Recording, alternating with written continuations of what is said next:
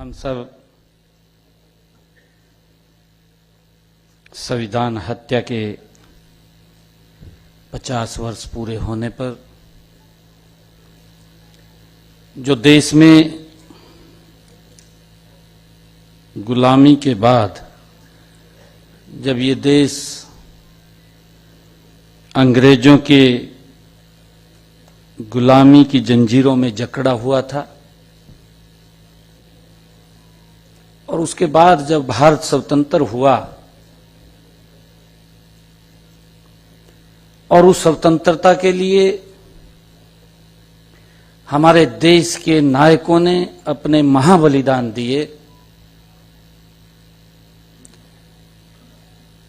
उन लोगों ने महाबलिदान इसलिए दिए कि हमारी आने वाली पीढ़ियां सुरक्षित रहें। जो अत्याचार हम सह रहे हैं हमारी आने वाली पीढ़ियों के ऊपर वो अत्याचार ना हो। उन्होंने अपने बलिदान इसलिए नहीं दिए थे कि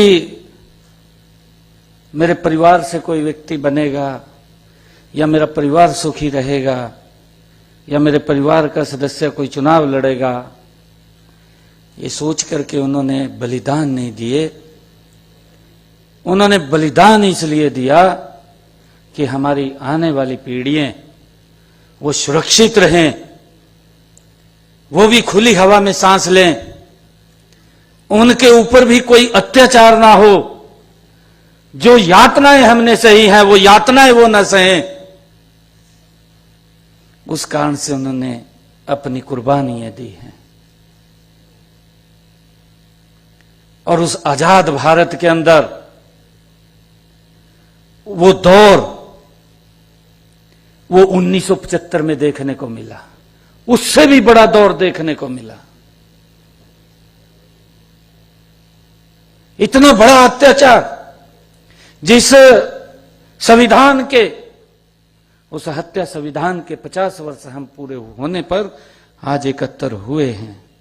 आज हम उस दौर को याद कर रहे हैं कि आजादी के बाद अपने स्वार्थ के लिए ये दौर दोबारा खड़ा ना हो। आज इस अवसर पर हमारे असंध के विधायक पूर्व में जिलाध्यक्ष योगेंद्र राणा जी, हमारे नीलोखेड़ी के विधायक भगवान दास कबीरपंथी जी, हमारे जिला के माननीय अध्यक्ष प्रवीण लाठर जी, हमारे जिला के प्रभारी जिन्होंने अभी अपना वक्तव्य भी रखा है, भारत भूषण जोयाल जी, हमारी करनाल की मेयर श्रीमती रेणु बाला गुप्ता जी, प्रदेश भारतीय जनता पार्टी के उपाध्यक्ष एडवोकेट वेदपाल जी, हमारे पूर्व में मुख्यमंत्री रहे और केंद्रीय मंत्री आदरणीय मनोहर लाल जी के प्रतिनिधि कविंदर राणा जी, मंच का जो संचालन कर रहे हैं अशोक सुखीजा जी, पूर्व मंत्री शशिपाल मेहता जी, सरदार तरलोचन सिंह जी और उपस्थित हमारे सभी महानुभाव, मंच पर विराजमान सभी नेतागण, आप सबको दोनों हाथ जोड़ करके राम राम करता हूं, प्रणाम करता हूं। संविधान हत्या का ये 50वां वर्ष हम याद कर रहे हैं उस दौर को जिस दौर में हम ये सोच रहे थे कि अब कोई विपत्ति नहीं आएगी, परंतु घर बैठे बैठे परिवार के साथ भोजन करते करते, परिवार के साथ खुशी मनाते मनाते रात के 12 बजे आदेश पारित होता है और रात के 12 बजे ही लोगों को घर से यातनाएं देते हुए परिवार के सामने उनको उठा लिया जाता है। किस प्रकार का अत्याचार उनके ऊपर होता है, इस प्रकार का अत्याचार कि हम उसको अगर स्मरण भी करते हैं हमारे रोंगटे खड़े हो जाते हैं। उन्होंने अपने जीवन के ऊपर सहा है। जिस अत्याचार को मात्र स्मरण करने से रोंगटे खड़े हो जाते हों तो उनके ऊपर कितना उन्होंने सहा होगा, ये अकल्पनीय है, कल्पना नहीं की जा सकती। कितना बड़ा अत्याचार वो उस समय के अंदर, वो आजादी के बाद हुआ है, अपनी इच्छा शक्ति पूरा करने के लिए हुआ है, एक टारगेट तरीके से हुआ है, एक सोची समझी साजिश के तहत हुआ है कि मैं हूं और कोई नहीं है। ये अहंकार था, परंतु ये भारत का लोकतंत्र है, भारत का ये पवित्र संविधान है। जिन हमारे महापुरुषों ने इस पवित्र संविधान की रचना की, हमें दिया, उन्होंने एक एक शब्द, हमारा एक एक व्यक्ति सुरक्षित हो, उसकी संविधान की पवित्र रचना हुई है। परंतु किस प्रकार से अपने स्वार्थ के लिए उस पवित्र संविधान को कुचल दिया गया, उसको तोड़ मरोड़ दिया गया। अभी हमारे दर्शन ब्रिज ठक्कर जी, हाँ उनके पिताजी हैं, वो अपनी, क्योंकि छोटे होंगे ब्रिज ठक्कर जी उस टाइम 16-17 साल के थे, 16-17 साल के, 16-17 साल के बालक को तो सब ध्यान में रहता है क्या हुआ क्या नहीं हुआ। पिताजी को उठा लिया और उन्होंने बताया क्या क्या यातनाएं दी, सोच भी नहीं सकता व्यक्ति। क्या यही लोकतंत्र था?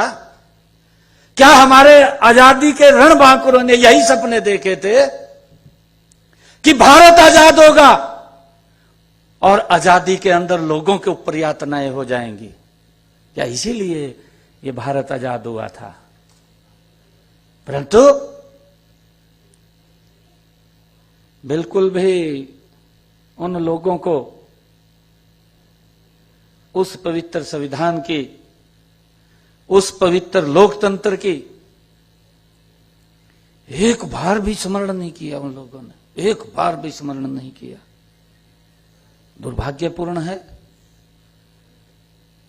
कि उन लोगों ने अपने स्वार्थ के लिए किस प्रकार से देश के एक वर्ग नहीं,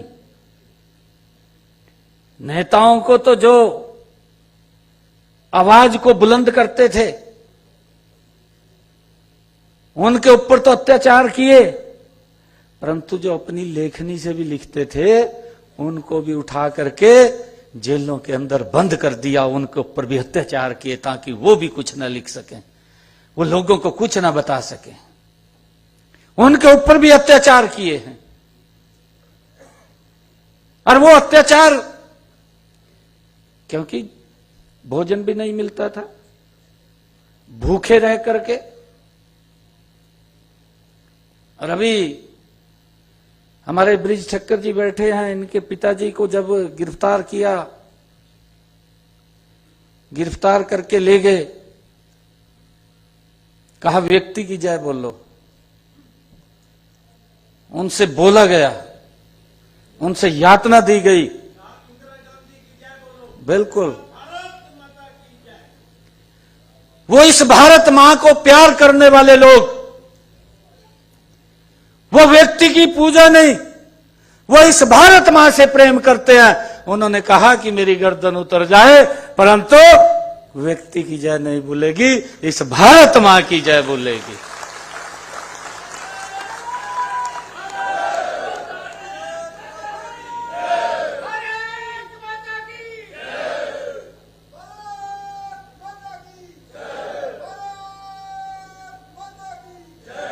भाइयों, ये वही तो मत वाले थे जिन्होंने इस देश को गुलामी की जंजीरों से काटने का काम किया है।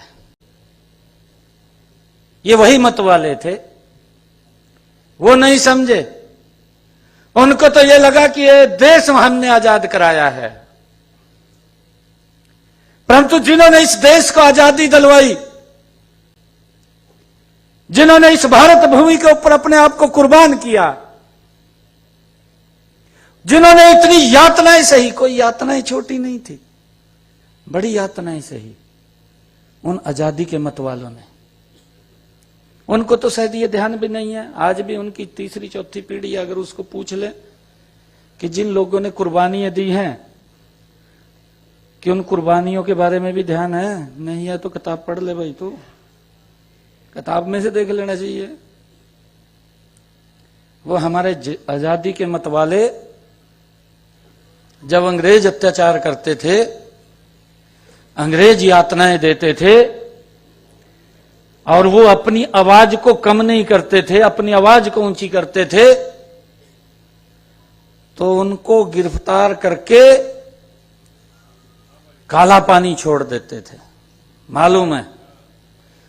और ये धारणा बनी हुई थी कि अगर कोई व्यक्ति काला पानी चला गया तो वो वापिस नहीं आएगा। ये परिवार को मालूम था कि अगर कोई काला पानी चला गया तो वापिस नहीं आएगा। परंतु उनके दिलों में वो आग जल रही थी, वो आग दहक रही थी कि आने वाली पीढ़ियां हमारी सुरक्षित रहे। 7 समुंदर को पार करके फिर अंग्रेजों के प्रति उस आवाज को बुलंद करने का काम करते थे, जो अत्याचार अंग्रेज हमारे देश के लोगों के ऊपर करते थे। भाइयों, अंग्रेजों ने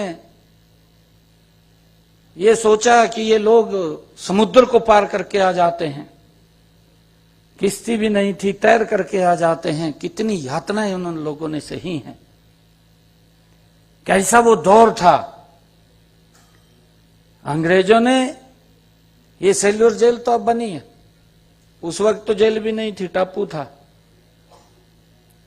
और अंग्रेजों ने सबसे पहले जो जेल बनाई, उन आजादी के मतवालों को, उन क्रांतिकारी वीरों को मोटी चैन से 7-7, 8-8 लोगों को बांधते थे, टापू के ऊपर छोड़ देते थे, भी अब नहीं आएंगे। ये कितना अत्याचार उन सहते थे।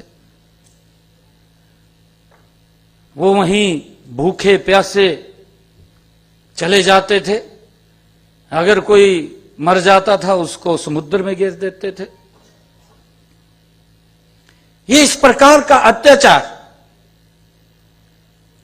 और उस अत्याचार के बाद ये आजादी, आजादी के बाद वो इमरजेंसी, आप उसका अंतर देखिए।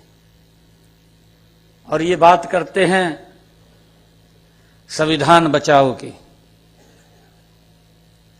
अरे पीढ़ियों ने इस संविधान की सुरक्षा नहीं की है जो लोग संविधान की बुक उठा करके घूम रहे हैं। उनकी पीढ़ियों ने नहीं की है। अभी चर्चा की है, अभी हमारे वीरेंद्र जवाल जी ने चर्चा की है।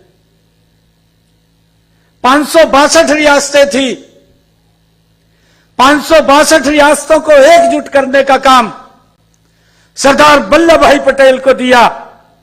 वो भारत मां का लाल अपनी बात के ऊपर पूरा उतरा है। एक भी रियासत को इधर उधर नहीं होने दिया।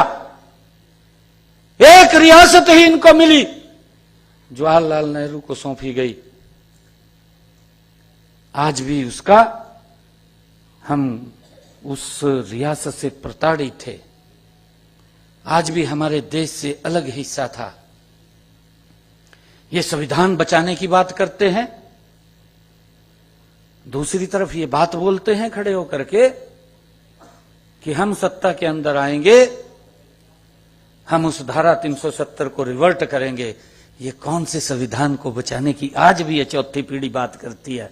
आज भी उस संविधान को तोड़ने का काम अगर कोई करता है तो भाइयों इनके डीएनए के अंदर शामिल है, ये पीढ़ियों से है।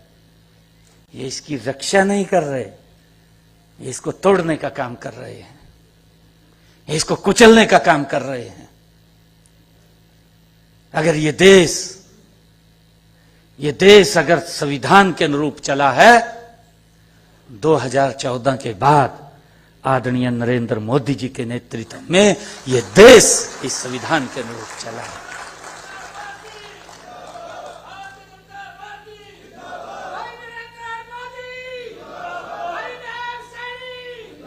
भाइयों, हम ये भी देख रहे हैं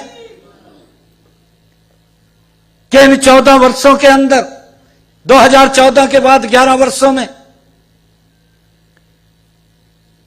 असली आजाद भारत का आनंद अगर देश के लोगों ने लिया है तो अब ले रहे हैं कि ये आजाद भारत है। मैं आजाद भारत क्यों कहूंगा इसको?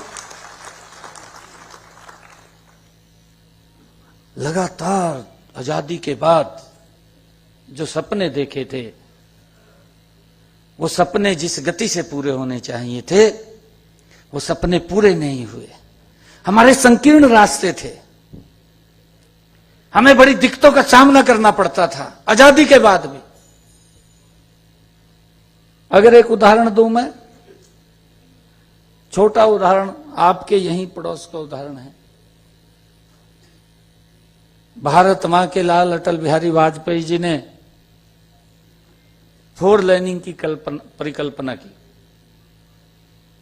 पहली बार 4 लेनिंग की परिकल्पना हुई उनके समय के अंदर, और उन्होंने कहा कि हर रोज एक्सीडेंट्स होते हैं, किसी का बेटा चला जाता है, किसी का भाई चला जाता है, किसी का पति चला जाता है। हमें अपने रास्ते चौड़े करने चाहिए। ये हमारे ही करनाल से जो रोड निकलता है आपको मालूम है। हम इतने संकीर्ण रास्ते के ऊपर चल रहे हैं, हम आजाद कहां हैं? कहीं जाम लग रहा है, कहीं एक्सीडेंट हो गया, किसी की जान चली गई है। हम उसी गुलामी में थे। अटल बिहारी वाजपेयी जी की परिकल्पना थी कि हमारे रोड चौड़े होने चाहिए, और 4 लेनिंग शुरू किया। दिल्ली से लेकर के अमृतसर तक, पाकिस्तान के बॉर्डर तक 4 लेनिंग शुरू किया। आप सबने देखा है, काम शुरू हो गया, गति से काम चल गया। एक शब्द और बीच में कहा कि व्यक्ति भूल जाते हैं कि इतना अत्याचार हुआ है, हम अत्याचार भी सहन कर रहे हैं, उसके बावजूद भी हम भूल जाते हैं। अटल जी ने यह शुरू किया और उसके बाद फिर वही कांग्रेस की सरकार बन गई 2004। हम सबको मालूम है। मैं चर्चा इसलिए कर रहा हूं, मैं इसलिए बता रहा हूं क्योंकि हमारी आने वाली पीढ़ियों को उस बारे में पूरी जानकारी होनी चाहिए। यह मैं आजादी की बात नहीं कर रहा, यह मैं आजादी के अंदर जिन लोगों ने कुर्बानियां दी उस समय की भी बात नहीं कर रहा। मैं तो अभी ताजी बात कर रहा हूं कि आजादी में और स्वाधीनता के अंदर जब हम गुलाम होते हैं, गुलामी के अंदर हमारा जीवन कैसे होता है। आजादी में हम खुली हवा में सांस लेकर के जीते हैं, और गुलामी के अंदर हम भींच करके, एक शब्द है ना कि वही घुटन महसूस हो रही है, घुटन महसूस होती थी। ये गुलामी का प्रतीक है, घुटन गुलामी का प्रतीक है। और जब कांग्रेस की सरकार बनी, हम सबको मालूम है, इसी रोड के ऊपर जो काम गति से चला था वो काम धीमे हो गया, और धीमे होते होते एक समय ऐसा आ गया कि ये पूर्ण रूप से रुक गया। क्या स्थिति थी? हर रोज जाम लगते, हर रोज एक्सीडेंट होते। करनाल से अगर दिल्ली जाना था, मेरे ख्याल से 6 घंटे लगते, इतना समय लगता। हम घुटन में थे, हम गुलामी के अंदर थे, हम स्वतंत्र नहीं थे। अगर स्वतंत्रता का आनंद हमें देखा तो जब नरेंद्र मोदी जी देश के प्रधानमंत्री बने, भाइयों दिल्ली से इस रोड के ऊपर आप चढ़ जाइए, अमृतसर तक आपको उतरने की आवश्यकता नहीं है। ये आजादी का प्रतीक है। ये देश बदला है, गति से बदला है, उनके सपनों का भारत बन रहा है जिन्होंने कुर्बानियां दी हैं। और आदरणीय मोदी जी ने एक टारगेट भी, संकल्प भी लिया है। ये संकल्प तभी लिया है, हमने अभी पिछले दिनों आजादी का 75वां महोत्सव मनाया जा, आजादी के 75 वर्ष पूरे हुए, और मोदी जी ने संकल्प लिया कि जब हम आजादी का 100वां वर्ष मनाएंगे, उन क्रांतिकारी वीरों के सपनों का भारत ये खड़ा हो जाएगा, बन जाएगा।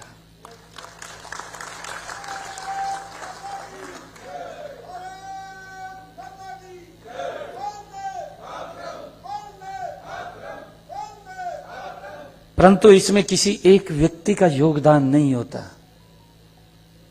ये देश के 140 करोड़ लोगों का योगदान होता है।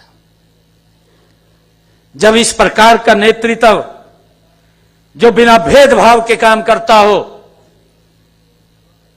जो कभी किसी से भी अन्याय न करता हो, जो न्याय की ही बात करता हो,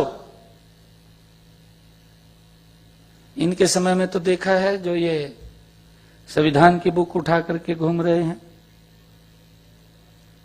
इनके तो प्रधानमंत्री ये भी उस समय उसी संसद के अंदर सदस्य था। हम सब जानता है, पूरा देश जानता है, कभी भी संविधान की इन्होंने सम्मान नहीं किया। अरे प्रधानमंत्री आपका, और देश के लोगों ने चुना है, चुना या नहीं चुना? एक एक वोट डलता है, एक एक व्यक्ति बटन दबाता है, एक एक व्यक्ति उस टाइम में तो मोहर लगाता था नहीं लगाता था? मोहर लगा करके पेटी में डालता था। ये देश का प्रधानमंत्री है, ये उनका प्रधानमंत्री नहीं था। वो एक निर्णय कर देता है, देश के हित में करता है, और ये इनका युवराज उसी लोकतंत्र के मंदिर में खड़ा होता है, पूरे देश के सामने, पूरे देश का अपमान करते हुए उस बिल को फाड़ करके उसको ऊपर फेंक देता है। कहां इन्होंने इस संविधान की सम्मान किया है? भाइयों, हमने इस बात को समझना है। हम ये संविधान हत्या दिवस के 50 वर्ष मना रहे हैं, इसके 50 वर्ष पूरे हुए हैं, हम इसको याद कर रहे हैं, उस दौर को याद कर रहे हैं जो देश के लोगों के ऊपर अत्याचार होते थे। क्योंकि मुझे तो शायद उस समय का भी मालूम नहीं है, जब ये 75 की इमरजेंसी लगी, बहुत ही छोटा था मैं, बहुत छोटा, मुझे सुद्धि भी नहीं थी, बालक एकदम बिल्कुल छोटा था। परंतु हम बुजुर्गों से सुनते थे, बुजुर्ग हमें बताते थे कि एक एक हफ्ता चाहे बरसात पड़ रही है चाहे गर्मी पड़ रही है,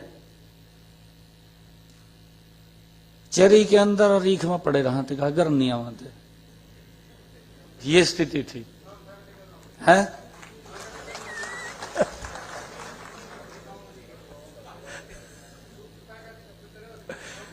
कहीं खामा पड़े रहा थे भाई, कुछ भी जानवर आकर के खा जाए रात को।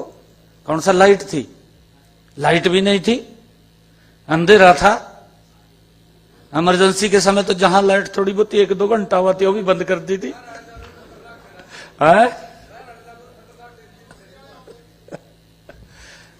ये दौर हमारे पूर्वजों ने सहा है, यहां बैठे हैं ना सारे, जेल के अंदर पड़े रहे, इन्होंने अपने जीवन के ऊपर सहा है, अपने शरीर के ऊपर वो कष्ट सहे है।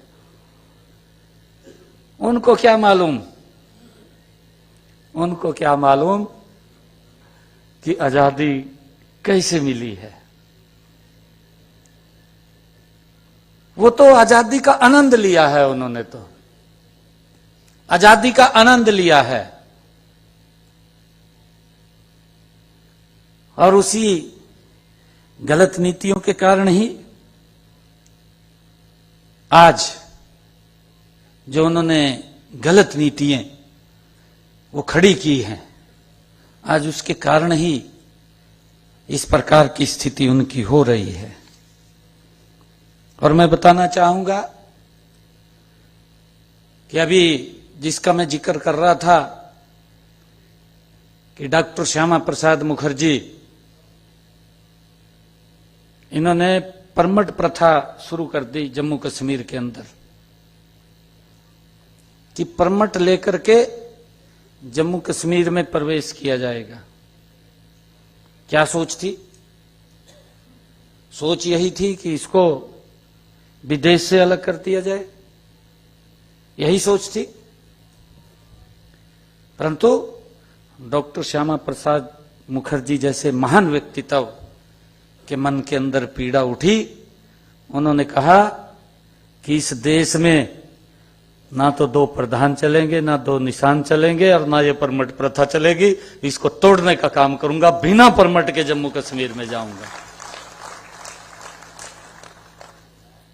और यात्रा लेकर के निकल पड़े,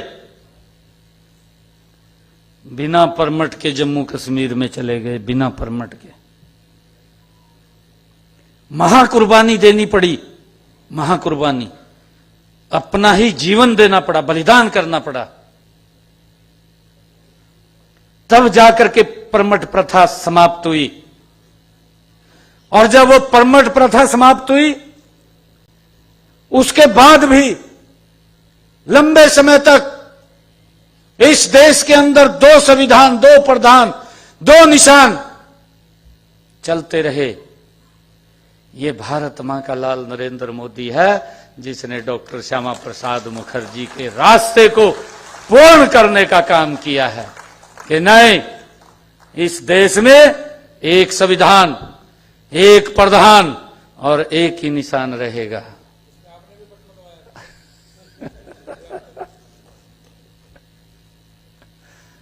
और भाइयों, ये बटन तो इनका दबे है, मेरा नहीं है, इन लोगों का दबे का बटन है।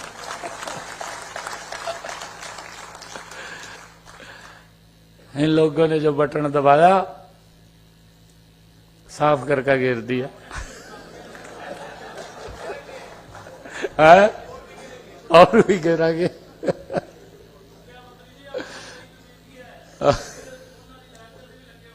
बिल्कुल बिल्कुल बिल्कुल बिल्कुल बिल्कुल, आप लोगों का तो आशीर्वाद था। मैं तो प्रणाम करता हूं इस धरती को। ये कर्ण की नगरी है, ये दानवीर कर्ण उसकी नगरी है। इसको प्रणाम करता हूं मैं, उसको दिल से नमन करता हूं।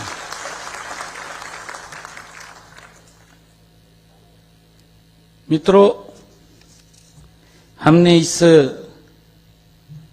कारवां को आगे बढ़ा करके रखना है, क्योंकि हमने दूसरी तरफ भी काम करना पड़ेगा।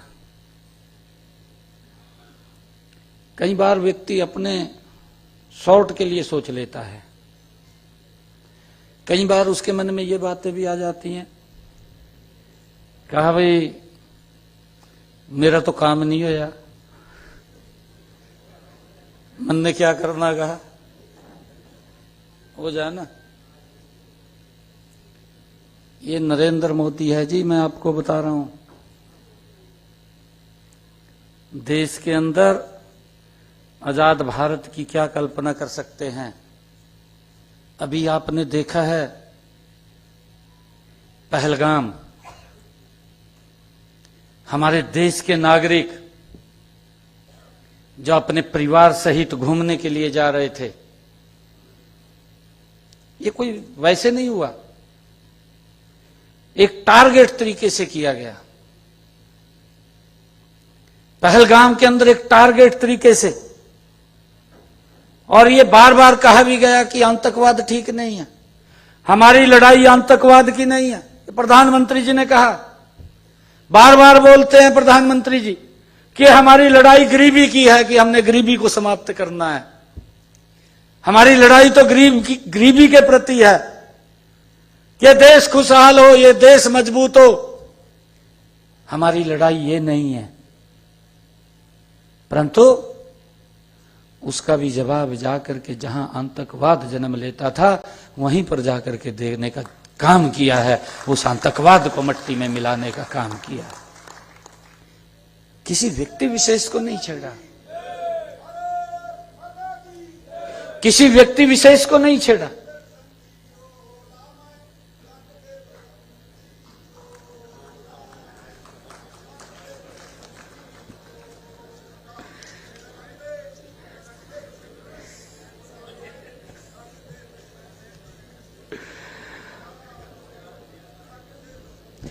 हम सबको इस बात को समझना होगा कि ये लोकतंत्र,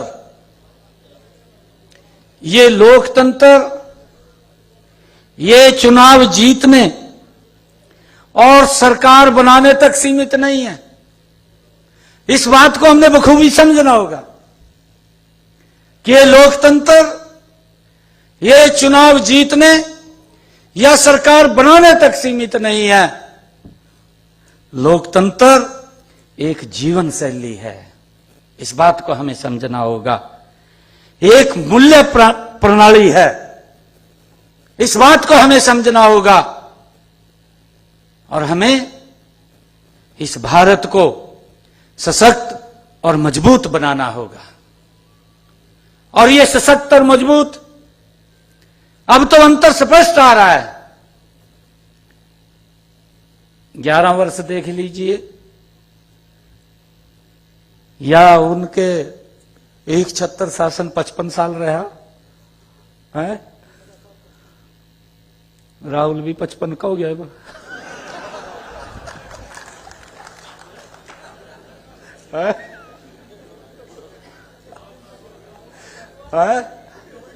परा युवा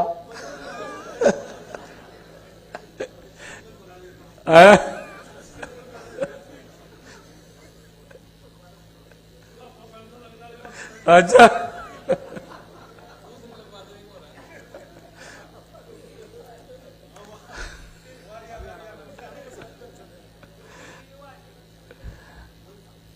पचपन साल और 11 साल,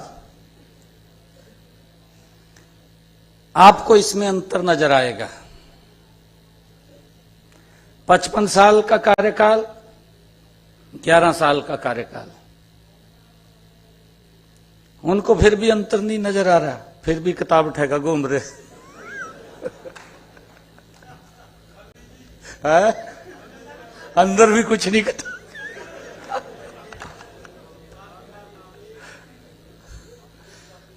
ना बाहर रहा ना अंदर रहा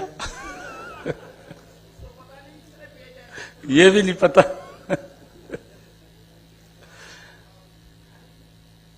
भाइयों,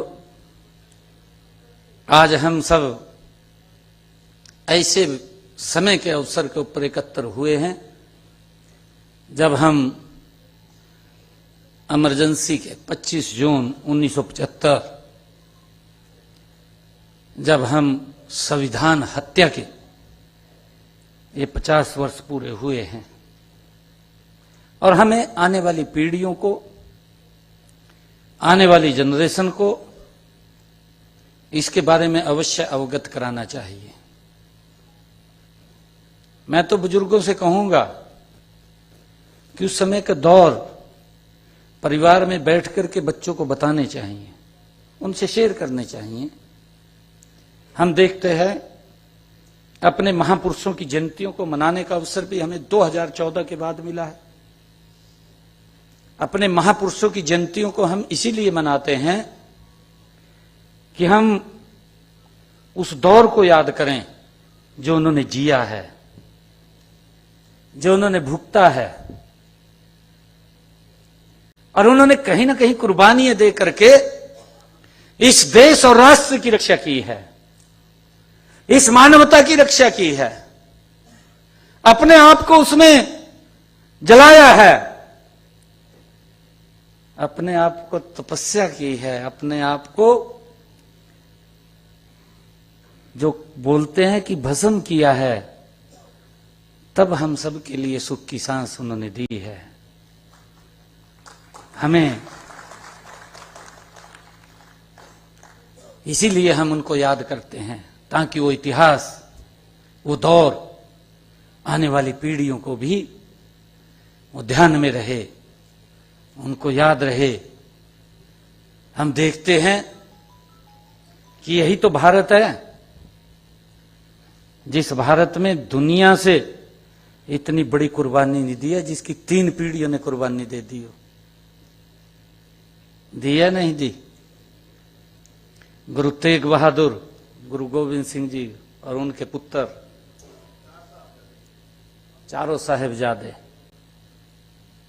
3 पीढ़ियों ने कुर्बानी दी हो इस राष्ट्र के लिए, इस धर्म की रक्षा के लिए। उन लोगों ने कुर्बानियां दी हैं।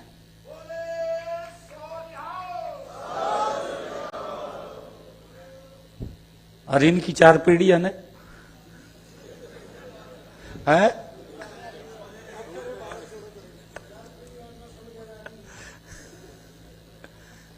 यही अंतर है, यही अंतर है।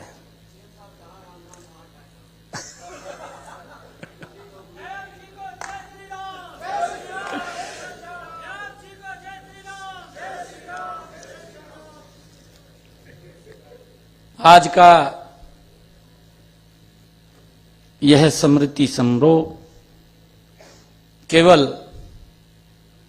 अतीत को याद करने के लिए नहीं है,